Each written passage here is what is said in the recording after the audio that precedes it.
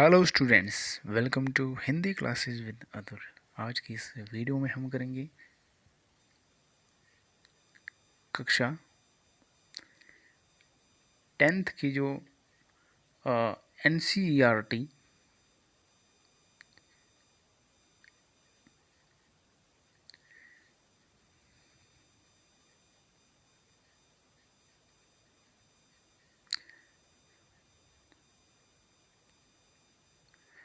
NCERT का जो syllabus रहता है उसमें जो है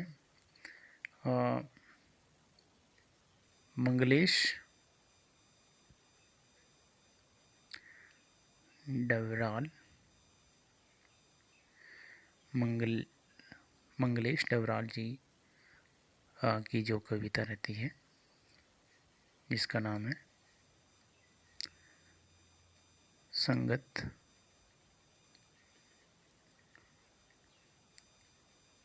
संगतकार, इसके ऊपर हम आज जो है चर्चा करेंगे। उससे पहले हम थोड़ी सी इसके बारे में जानकारी लेंगे, जो कि मंगलेश डवराल जी के जीवन परिचय के बारे में हम समझेंगे थोड़ा सा। इसके बाद हम करेंगे कविता को।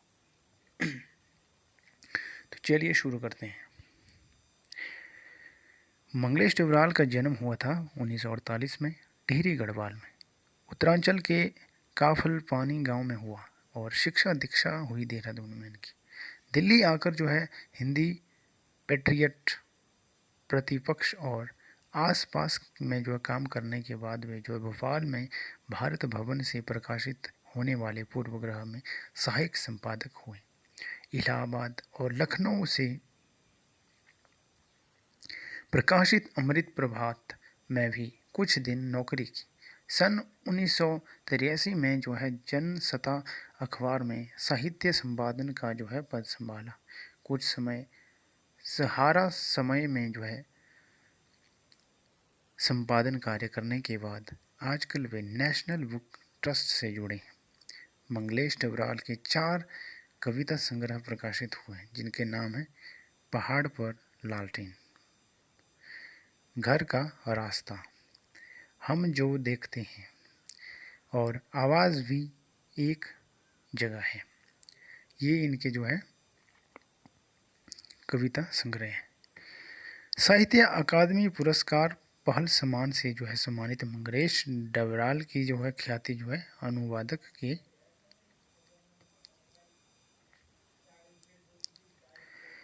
रूप में भी है। मंगलेश की कविताओं के भारतीय भाषाओं के अतिरिक्त अंग्रेजी, रूस, जर्मन, स्थाई, पोल्स्की और बल्गारी भाषाओं में भी अनुवाद प्रकाशित हो चुके हैं। कविता के अतिरिक्त वे साहित्य, सिनेमा, संचार माध्यम और संस्कृति के सवालों पर जो है नियमित लेखन भी करते हैं। मंगलेश की कविताओं में जो सामंती बोध एवं पूंजीवादी छल छदम जो है दोनों का प्रतिकार है। वे यह प्रतिकार किसी शोर शराबे के साथ जो नहीं, बल्कि प्रतिपक्ष में एक सुंदर संपन्न रचना रचकर जो है करते हैं। उनका सौंदर्य बोध सूक्ष्म है और भाषा है पारदर्शी। तो ये थे मंगलेश डवराल जी का जो जीवन परिचय और साहित्यिक परिचय। अब आगे चलते हम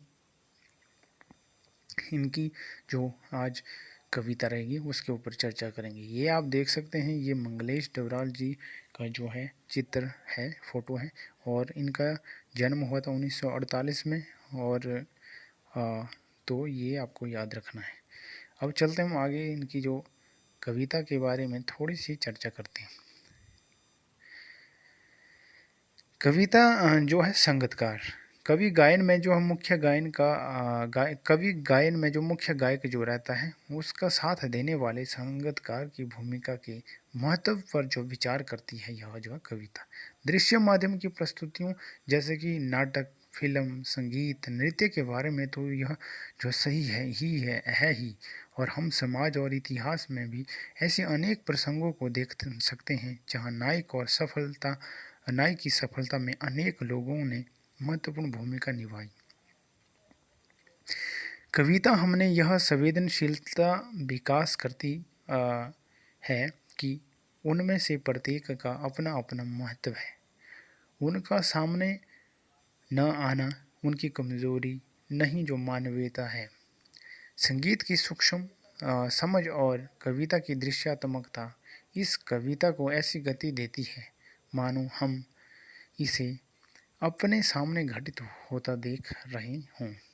तो ये थी जो है संगीतकार कविता, जो कि इनका इसकी थोड़ी सी समरी।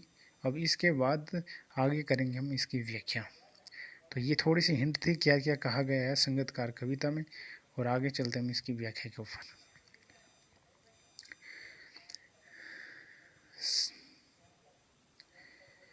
संगीतकार कविता, मंगलेश डबराल जी।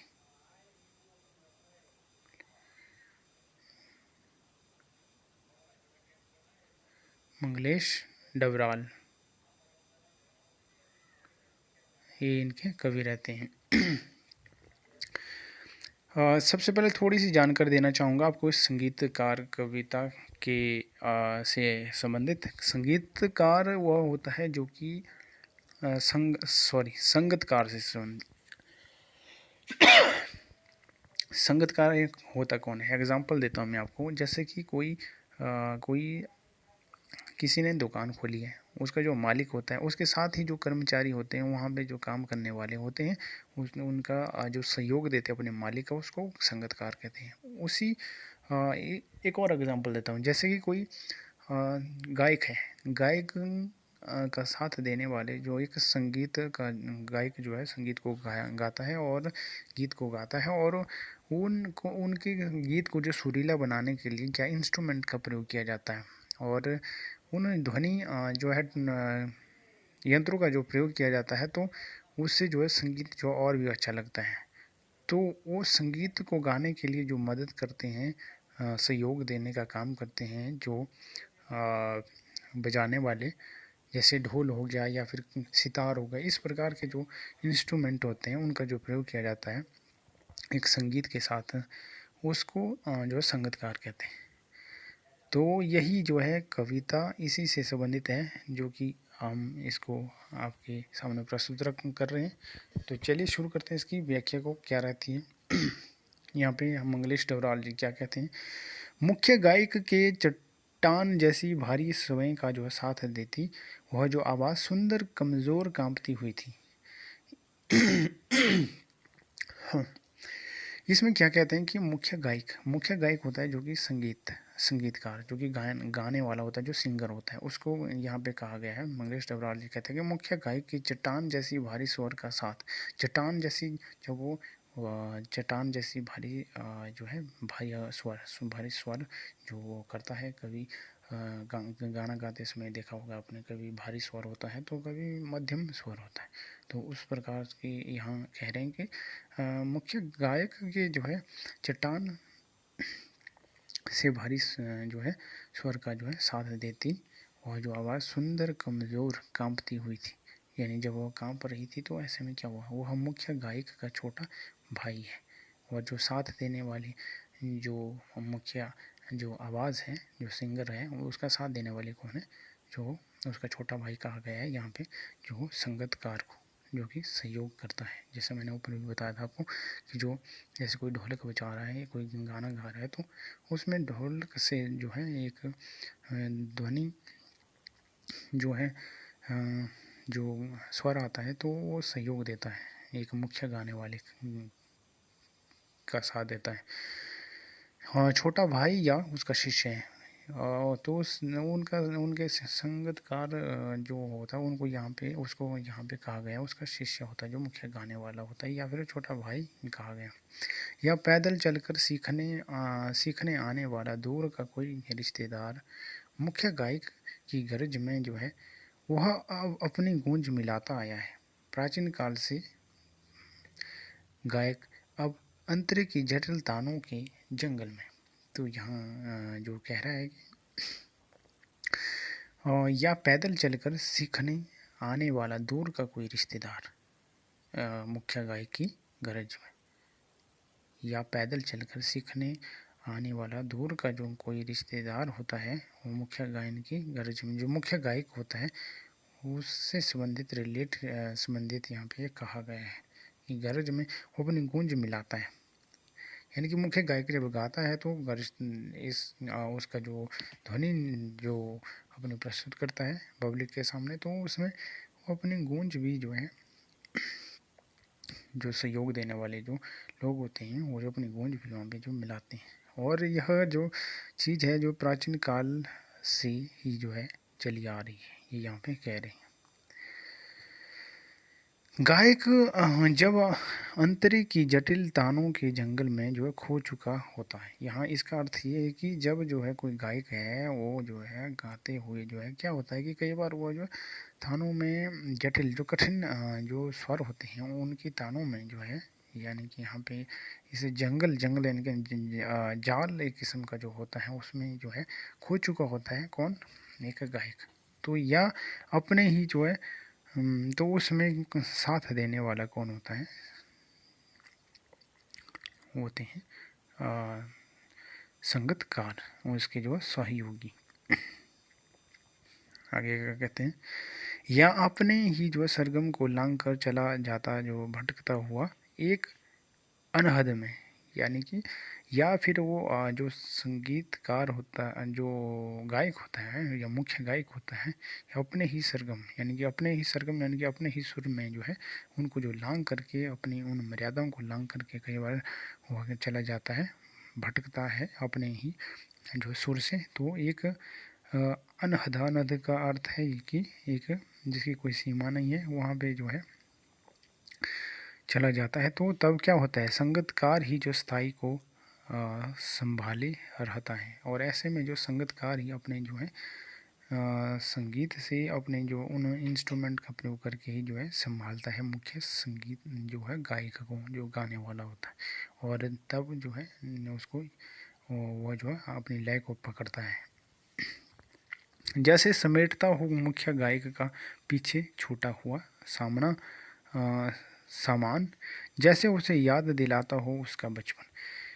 यानी कि आपने कभी देखा होगा कि कोई मालिक होता है जो आगे आगे चलता है, तो उसके पीछे जब कोई सामान कभी गिरता है तो उसका नौकर होता है वो जो उसको सब सामान को जो उठाता है और अपने मालिक को देता है। तो उसी प्रकार यहाँ पे एक एग्जाम्पल दिया गया है कि उदाहरण दिया गया है कि जैसे जैसे जो है एक जो गायक जो मुख्य गायक होता है वो जो गाना शुरू कर देता है, तो उसमें कई बार क्या होता है कि कुछ लय वो तान जो है स्वर जो उसके होते हैं वो भूल जाता है या छूट जाते हैं पीछे, और उसमें ऐसे में क्या होता है कि जो उसे याद तो उसका सहयोग करने के लिए जो है एक किस्म से यहाँ पे उनके नौकर ही कह सकते हैं हम, उसके जो सहयोगी होते हैं वो उनका साथ देते हैं, तो उसे याद दिलाता हो उसका बचपन। और ऐसे में क्या है कि एक जो संगीतकार है जो गायक है वो जो है यानी कि बचपन में उसके साथ उससे जो कई गलतियाँ भी हो जाती हैं, जैसे कोई बच्चा है तो उस तरह जिस उसकी जो गलतियाँ हैं उसको यहाँ पे जो बचपन से जोड़ा गया है, जैसे कि उसका भूलना गायन गीत को या फिर उसकी उसके जो स्वर हैं उनको भूलना, तो ये सारी चीज़ें यहाँ पे बताई गई हैं। आगे क्या कहते हैं, जब वह नौसिखिया था, यानी कि जब वो नौसिखिया जब नया जो सीखने वाला होता है जो छोटा होता है बचपन में, वो उसने सीखा नहीं होता है, तो उस बात से जो है यहाँ पे जो संबंधित किया जा रहा है एक गायक को, मुख्य गायक को। तार सप्तक में जब बैठने लगता है उसका गला, प्रेरणा साथ छोड़ती हुई उत्साह अस्त होता हुआ।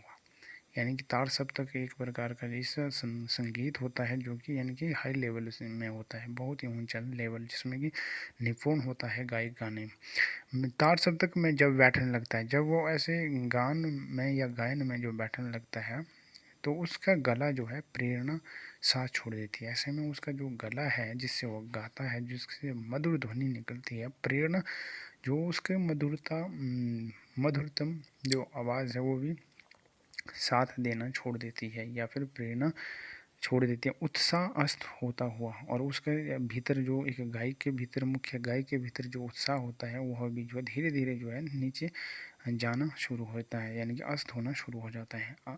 उस उससे अपने आप में आत्मविश्वास की कमी होना महसूस होता है। आवाज़ से राख जैसा कुछ गिरता हुआ, और ऐसे में लगता है कि उसकी आवाज़ इतनी मधुर नहीं है और जो है ख़राब है, और उसे ऐसा लगता है कि जो है उसका जो है स्वर का स्तर जो गिर रहा है। तभी मुख्य गायक को ढाढ़स बंधाता, सॉरी, हाँ, ढाढ़स का अर्थ होता है यहाँ पे धैर्य से, और बंधाता यानी धैर्य बंधाता है कौन, मुख्य गायक को, और जो संगीतकार कहीं से चला आता है संगीतकार का स्वर, और ऐसे में जैसे उसका धैर्य जो है धैर्य को बंधाने का काम करता है यहाँ संगीतकार जो उसके सहयोगी होते हैं वहाँ पे। और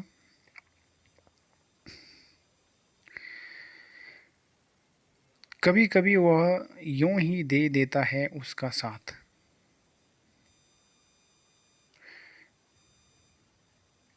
कभी कभी वह यूं ही दे देता है उसका साथ, यह बताने के लिए कि वह अकेला नहीं है और यह कि फिर से गाया जा सकता है। यानी कभी कभी जब मुख्य गायक को जो है यह एहसास होता है कि वह अकेला है, ऐसे में उसका साथ देने उसका साथ यह बताने के लिए जो है कि वह अकेला नहीं है और फिर से गाया जा सकता है। ये प्रेरणा कौन देता है, एक संगीतकार, एक अ, यहाँ पे जो है कह रहे हैं मंगलेश टिब्राल जी। अगली लाइन है, गाया जा चुका राग और उसकी आवाज़ में जो एक हिचक साफ सुनाई देती है। यानी यहाँ कह रहे हैं कि गाया जा चुका राग जो है गीत का जो राग है वो गाया जा चुका है और उसकी आवाज़ में जो एक हिचक साफ जो है सुनाई देती है, या उसके स्वर को ऊंचा न उठाने की कोशिश है, उसे विफलता नहीं, उसकी मनुष्यता समझा जाना चाहिए। इन दोनों लाइनों का अर्थ जो बहुत ही इम्पोर्टेंट यहाँ पे है, क्योंकि आपने कभी देखा होगा कि यानी कि या अपने स्वर को ऊंचा उठाने की कोशिश, इसमें और उसकी आवाज़ में एक हिचक साफ सुनाई देती है। यानी यहाँ पे कहा गया है कि जिस प्रकार से एक मान के चलो कि कक्षा में एक जो है टीचर होता है बैठा हुआ कुर्सी में, लेकिन जैसे टीचर कक्षा से बाहर जाता है तो कुछ बच्चे जो है हेजिटेशन महसूस करते हैं कि ये हमारे टीचर की कुर्सी है, इसके ऊपर नहीं हम बैठ सकते, ये हमारे गुरु हैं, और इज़्ज़त या और सम्मान देते हैं उनको, इस वजह से वो नहीं बैठते हैं। और तो यहाँ पे यही बात समझाने का प्रयास किया गया है कि और उसकी आवाज़ में जो एक हिचक साफ सुनाई देती है, या अपने स्वर को ऊंचा न उठाने की कोशिश। यहाँ पे जो संगीतकार होता है वह चाहे तो वो मुख्य जो गायक होता है उससे ऊंची आवाज़ जो कर सकता है, उसके जो स्वर गा रहा है वो उससे ऊंचा वह चिल्ला सकता है अपने जो है संगीत के माध्यम से, लेकिन वे ऐसे नहीं करते, क्योंकि ऐसा करने से जो है उनके साथ जो मालिक है या मुख्य जो गीतकार है गायक हैं उसका स्वर जो है बिगड़ जाएगा और उनकी जो है एकता जो है विफल हो जाएगी। और इसलिए यहाँ पे कहते हैं कि ऊंचा न उठाने की कोशिश करते हैं, जो भी मुख्य गायक होता है उसके अंडर जो भी गाते हैं उसके अधीन जो भी वहाँ पे कोई जाते हैं, कोई जैसे वाद्य यंत्रों का प्रयोग करते हैं, तो वो गीत से जो है धीमी आवाज़ में ही वो चीज़ करते हैं ताकि कॉम्बिनेशन बना रहे, तालमेल बना रहे और संगीत जो ख़राब ना हो। और ऐसे में उसे और कहते हैं कि वह जो है संगीतकार की जो है विफलता नहीं है कि वह जो डर के जो है अपने गीत को संगीत की जो ध्वनि को जो है कम कर रही हैं, उनकी मनुष्यता समझना जाना चाहिए। वह जो उनकी मनुष्यता ही है जो कि अपने जो है मुख्य गायक को जो है अहम भूमिका निभा रहे हैं, और वो उसी की सफलता में जो है उनकी सफलता भी निहित है।